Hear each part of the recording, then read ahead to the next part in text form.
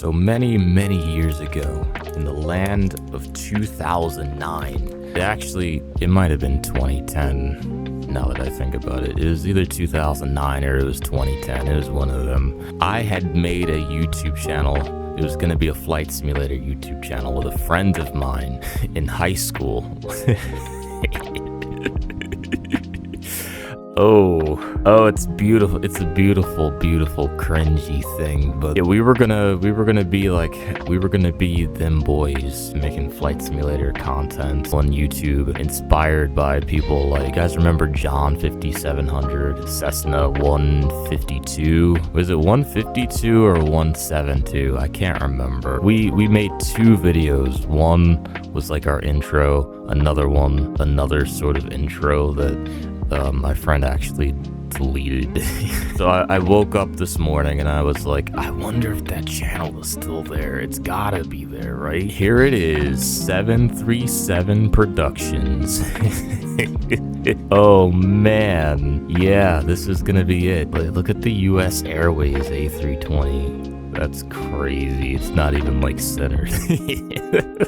US Airways isn't even around anymore, brother. What? 737 Productions has a picture of an A320. But yeah, we had this video right here, and we had another video of, it was me and my friend super awkwardly talking to an old camera, and I think you could barely like make out what we were saying and everything, and that stayed up for so long until one day I think he contacted like Google or YouTube. I don't know how he got that video taken down, but I think one day he just woke up and realized that video is like still up, and he just wasn't having it, so he did everything in his power to have it taken down. And you know me, like, I didn't give a shit. Like, I wish he had like screen recorded that video first and then like had it deleted, because I would give anything. I would give absolutely any and everything to see that video one more time. And what's even funnier is like the outtakes, like the bloopers. Like we spent about, I don't know, like 2 hours filming a 30-second video because we just couldn't get it right, man. Down in my unfinished basement at the house we were at the time. Yeah, check that out. The good old 4:3 aspect ratio, and oh my god, looking to enhance your flight sim experience. Wow, that's like my old setup. That's not even like the laptop that I would end up using, which I still have, by the way. That's my first laptop. That's not a gaming laptop at all.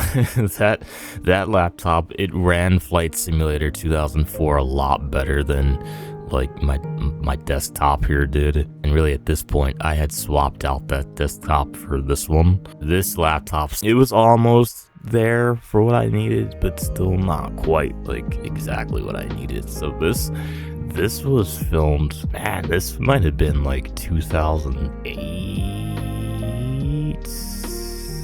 This had to have been 2008. I had gotten my laptop in like 2009, Christmas 2009. So this couldn't have been any like sooner than 2008. That's wild. I got the cardboard box. Come on, bro. Like you couldn't have gone to like Ross or something and got a little table. Go see what Amazon had. I don't know, man. Like what is this?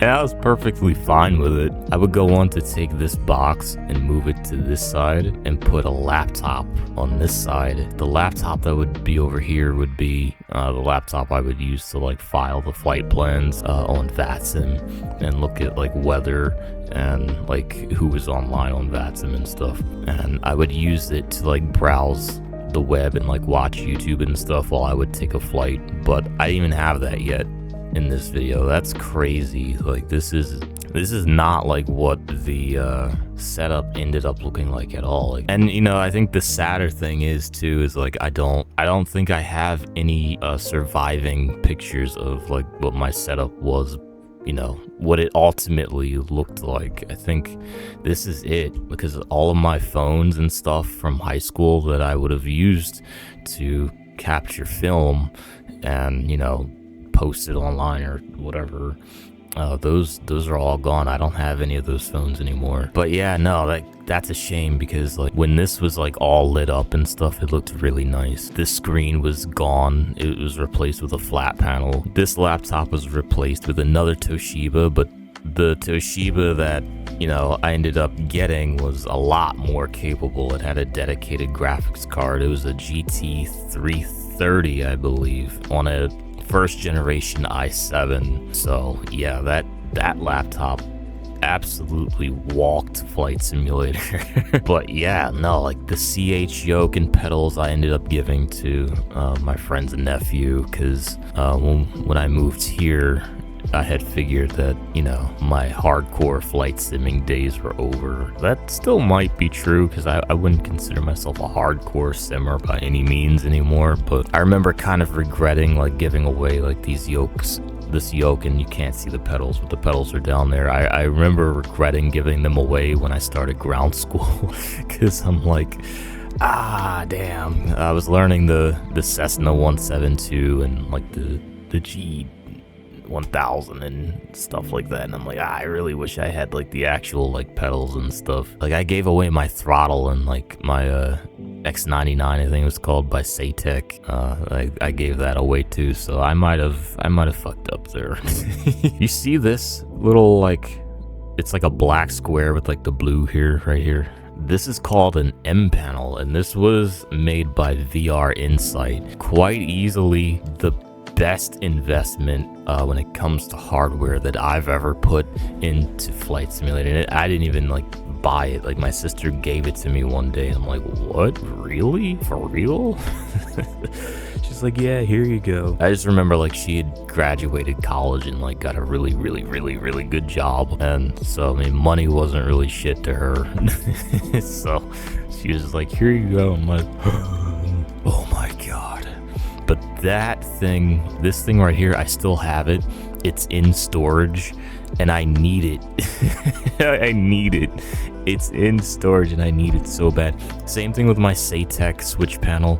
I still have that. I didn't use it quite as much or as often as I did with the M panel. The M panel, I didn't fly without it. Online, offline, this M panel was getting used. The Saytech switch panel was it was more of a novelty thing that I used every once in a while. Like, if I were to fire up Flight Simulator X, there was a patch that allowed you to use it in Flight Simulator 2004, but a lot of the aircraft I was flying, by the time I got the switch panel, it wasn't really compatible, like with the PMDG 737 or the Captain Sim 757, which were my two main things that I flew during this era. Now back to the M panel. This M panel, like, you just didn't fly without this M panel. Radio communications and VOR navigation, putting in your NDB frequencies, if you were doing that, all be done here. Like, this panel right here was a godsend for flying on VATSIM. Some of the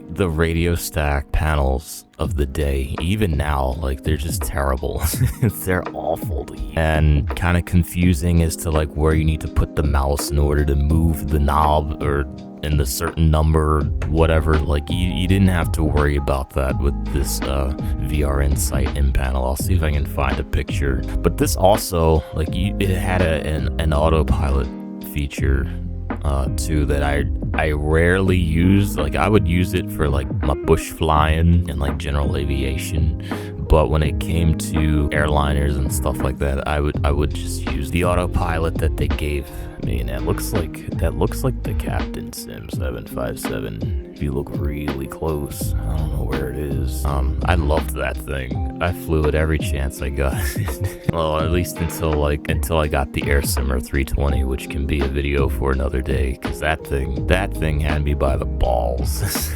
Yeah, so like for VORs and radio navigation and communication, I would use this. And like, I would use the heading and course selector for my bush flying, but even then, like, I wouldn't use the altitude selector or anything like that, even though it could do that. Every plane is different. like when it comes to that. So it's like they wouldn't all kind of react the way you would want them to. And if you were doing airliners, like a lot of times you were running VNav anyway, so it didn't really make much sense to use the autopilot panel. Everything else got used. It had a gear switch, it had flaps. This thing was just fantastic. And I want to say it had other like modes that I just never used. I don't know. I haven't seen it in so long. When I start doing Flight Simulator X again, Flight Simulator X is going to be like my platform for general aviation and like turboprops and stuff. So I'm going to be doing a lot of radio navigation and VFR stuff in Flight Simulator X. Some of my earliest videos on this channel have been me just kind of, you know, flying around with the Metroliner and X-Plane 11 and the Cessna Grand Caravan. So that is coming back. Just, I need to wait for my PC to get done. I still have this keyboard too, and my drawing tablet. That's an old drawing tablet that I have there. These headphones were cool because they had a rumble pad in them. But yeah, no, I think this is it. Like, I don't have any more photos of my setup, and that makes me sad, because this was like the very like beginning of me setting it all up, and it was not so much more than this, but it was a bit more. There was a bit more to this in the end. That's all been lost to time, unfortunately, but this is kind of what it was basically. Looking to enhance your flight simulator experience? From freeware to payware add-ons, yeah.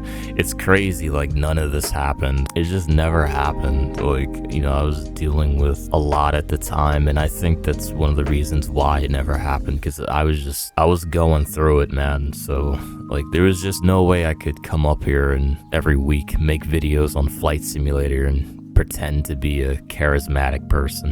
It just wasn't happening for a lot of reasons. And you know, that kind of sucks, you know, because like I think it could have been something pretty cool. I remember I had a couple of DIY projects I could have filmed that I did. Like I made an overhead panel, like a homemade overhead panel out of a second keyboard. Yeah, I mean, oh well, what are you gonna do? All right. We got 26 subscribers. Let's go. Like, even all these years later, we kept them. I wonder what's in our favorites. We got Dublin Airport VATSIM, Sunday, the 19th of April 2009. Yeah, wow. John 5700. Anybody else remember this guy? Like, if you made Flight Simulator content at all, like whatsoever, like you could have had like the one-off post, and he would DM you, like back when like you could do that. Or he would write a channel comment, like back when you could do that too on people's channels. And he'd be like, "Hi, I'm John and I love airplanes." And I remember I couldn't have been any more than like 14 or 15, and I was like, who the fuck is this guy? "Hi, I'm John and I love airplanes." I'm like, okay, that's cool. Hi, John. I mean, yeah, it turns out, like, you know, all these years later, it's like just a clever marketing scheme, right, to get you to look at his channel. And when I finally figured that out, I was like low-key hurt. I'm like, oh man, I thought he actually liked my stuff. It was just a very clever marketing ploy. I think we all fell for it. "Hi, I'm John and I like airplanes." That's cool, man. Let's see. Let's take a look at his channel. Yeah, it must have worked. Bro's got 51,000, so 52,000 subscribers. His last video is 10 years ago on P3D. Let's see, it's 2026. 10 years ago was 2016. Man, I don't know whatever became of Cessna 154 either. Like, I don't even think his channel's still around. Like, once he left, I remember he left for like school or something, like work, like he got a job opportunity somewhere. He was just like, well, it's either do YouTube or pursue this real life thing, and he chose that over YouTube, which at the time seemed kind of foolish, but you know, 20 plus years later, it's like, yeah, that was the right call. You shouldn't want to be a YouTuber. Being a YouTuber should be like a thing you just kind of fall into being. I feel like you should be a YouTuber when you have like nothing else left to lose. I've tried everything else. May as well try and be an online personality. Trade a steady paycheck for, you know, the the constant agonizing anxiety of whether or not YouTube likes you and wants to pay you enough money to live. Nah, I think I'll take the stable career. Lucky for you guys, I don't have one of those. Thank you for 200 subscribers. It really means a lot, and I didn't really think I'd get here this fast, if I'm being honest with you. It's not as much of a milestone as 100 subs, but, you know, there's no guarantee that you'll get to the next 100, so I think I'm gonna do something for every time I reach another 100, even if it's something small. What was your setup like back in the day? Did you even have one? Yeah, let me know in the comments. Alright, yeah, that's it. Bye.